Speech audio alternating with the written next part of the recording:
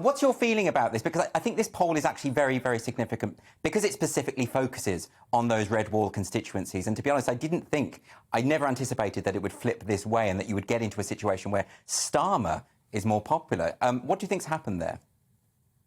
Well, if you look closely, what you'll also find is that the offering of Starmer is linked to Rachel Reeves, not to Angela Rayner. I think if you suggested that Angela Rayner might be a future leader of the country, you might get a very different result. But to be honest, we are right in the middle of a parliament. There isn't going to be a general election for some time. The Tory party is misbehaving in parliament. I mean, the biggest gap there, the biggest response in that poll, which I've taken a look at, is do you think the Conservatives are united? And the answer is a resounding no, which means that actually people are watching. People are watching what's going on. And my my message to the headbangers on the backbenches in Parliament is, get your act together before you start yelling at the Prime Minister. Just think about what your disunity and your criticism of the Prime Minister is doing. You owe your seat to Boris Johnson. The likelihood is he probably wouldn't win them under anyone else, and you certainly, in many cases, didn't win them under Theresa May. So I would like the Conservative Party to look long and hard at this and to think hard about what it actually means for many of them.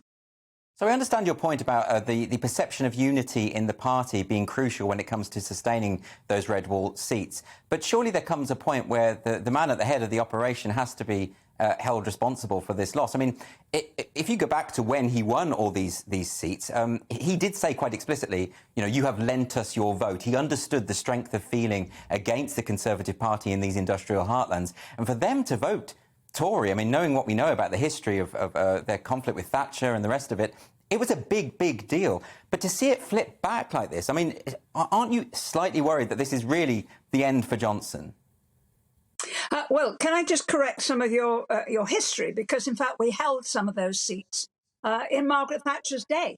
I represented a mining constituency in Margaret Thatcher's day, as did a number of my colleagues, including several of those which are Conservative again. And that was because the people in them wanted to vote for a future. They could see the point of what the Conservatives were saying. And I'm sure that was the case as well back in December 2019. They could also see that the Labour Party then was very much more left-wing. I mean, to pay Keir Starmer a little bit of credit, if I may, he has done his best, I think, to make his party more electable, and that's bound to have some effect. The gap between him and Johnson actually is not that great. And in the midterm of a parliament, before we've had the benefit of much of the levelling up, while we're still suffering very badly from the problems with the COVID, and indeed, if you look at what people say are the most important things by far, the pandemic still counts. That doesn't surprise me. And one of the problems, I think, with this is actually quite a technical one, looking at it from where I live here in the High Peak. There's levelling up money, large amounts of it available, but it will tend to get snapped up by those local councils which are well organised, and they will tend to be in cities. The smaller towns, particularly in the north of England, typically High Peak Borough Council, I think, has got 2 people working in the development section for the whole of the borough, and they're kept busy doing everyday stuff. There isn't really the capacity in many of these smaller towns to start developing plans and ideas that will grab the money. And the result of that is that they're not ready when the money is available. So the levelling up still goes further down. And that's been going on for decades. That's not a recent thing. That's been going on for a very long time.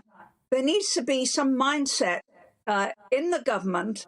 And, we get them up from London from time to time, but not often enough, that does more than look at the cities, does more than look at HS2 and the positive impact it's going to have, I think, on cities like Manchester and Birmingham, but actually looks at the smaller towns, the more decayed towns out in the hinterlands of these cities, and says, all right, they need a much more special arrangement, they need more direct help. What is it that we can actually do to improve the quality of life of people on the ground? And then for the government to take some credit for it, and not just local councils. But there is certainly a perception that priority, or that hasn't been the priority. They're making a lot of noise at the moment about levelling up. There was a poll a couple of weeks ago suggesting that most of the electorate don't know what levelling up actually means. But surely that must have been... I totally accept your point that it's more complicated than just Boris Johnson at the helm. But when you have this sort of concatenation of circumstances, one thing after another, the sleaze problem, the problem with the Christmas parties at Downing Street, the way in which Johnson is perceived to have handled or mishandled COVID, don't you think that when you have that kind of intensity of events happening one after the other, that really perhaps the leaders' days are numbered? Well, all leaders' days are numbered. There's always room at the top. But I would say that if the Conservative Party in Parliament decides to make a real challenge to Boris Johnson, that actually consolidates the divisions within the party. It leaves the party activists like me, really feeling quite despairing, because we thought we elected intelligent people to get the Parliament. I mean, my MP is very good, but some of them are real headbangers, and that can be a bit of a problem. Probably, if you think about it, Andrew, because this Parliament, this government was elected to do Brexit.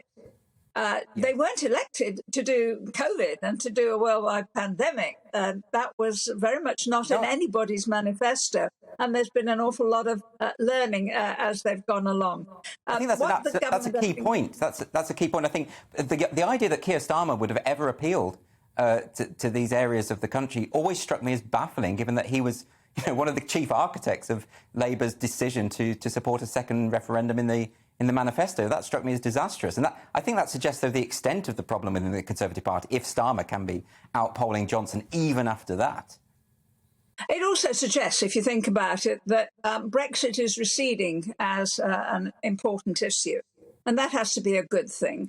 I think there's a wide recognition that the economy is not in the dire state that was being predicted by the Remainers, that we are actually trading much more actively with other parts of the world now, that in fact our balance of trade with Europe, with the EU, has improved because we're importing less from there, and that we are manufacturing more in this country. And COVID has had that effect as well, I think, by making us all recognise how valuable it is to support local businesses and local activity, and long may that continue. So as Brexit recedes as a dominant issue in the debate, and other things take its place, what actually happens is the money in your pocket counts most of all. And I take on board the comments that have been made by one or two of the Red Wall MPs today, saying, actually, people don't care that much about Christmas parties in Downing Street over a year ago. They're probably having Christmas parties in their own house at the same time. But what they care about is when the bills start to arrive and costs are high. This is going to be, in the coming months, the most actively and energetically debated budget, I think, that we have ever seen.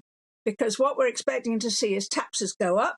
I think we recognise that a lot of what has happened has got to be paid for, the health service, the 130 million doses of vaccine we've had in this country in our arms.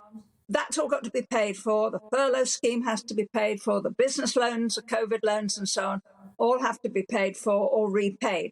And people recognise that's going to cost a lot of money.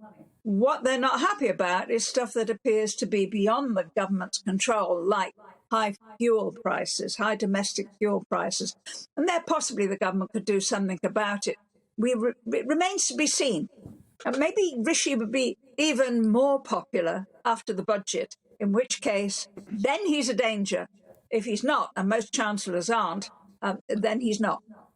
I do completely take your point that money is really ultimately what matters the most to a lot of people, and with these prospective energy rises, that's going to cause a lot of problems. Isn't there more the government could be doing there? I know they're preparing a white paper on this, but isn't there more they could potentially do to intervene and cap those prices and help the poorer in society in that way?